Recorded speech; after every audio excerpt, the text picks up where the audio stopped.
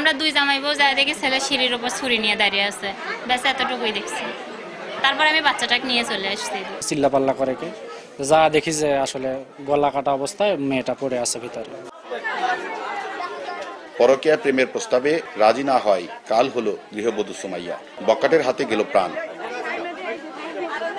RAB ও স্থানীয়রা জানান, বেশ কয়েক বছর ধরে ভাদালের ভাড়া বাসায় বসবাস করে আসছিল সুমাইয়া ও তার স্বামী তৈরি পোশাক শ্রমিক মাসুদ রানা। কয়েক ঘর পরেই একটি কক্ষে ভাড়া থাকতেন যুবক শহীদুল ইসলাম বিদ্যুৎ। শহীদুল দীর্ঘদিন ধরে সুমাইয়াকে পরকীয়া প্রেমের প্রস্তাব দিয়ে আসছিল।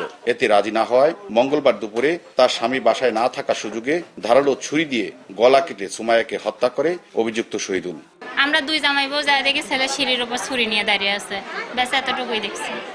তারপর আমি বাচ্চাটাকে নিয়ে চলে আসছি। চিল্লাপাল্লা করে কি যা দেখি যে আসলে গলা কাটা অবস্থায় মেয়েটা পড়ে আছে ভিতরে।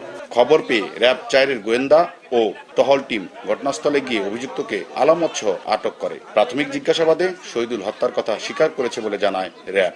এই মর্মান্তিক ঘটনায় আমরা র‍্যাবের গোয়েন্দা দল তাদের সর্বোচ্চ পরিশ্রমের বিনিময়ে আমরা আসামিকে ধরতে সক্ষম হয়েছি এবং তৎপাশাপাশি আসামি যে ধারালো চাকু দিয়ে ভিকটিম সুমাইয়াকে জবাই করে হত্যা করেছেন সেটি আমরা নিশ্চিত হয়েছি এবং তৎপরবর্তীতে ঘটনাস্থলে আমাদের র‍্যাবের টহল টিম এসে হাজির হয় এবং আমরা আসামিকে আমাদের হেফাজতে নিয়েছি।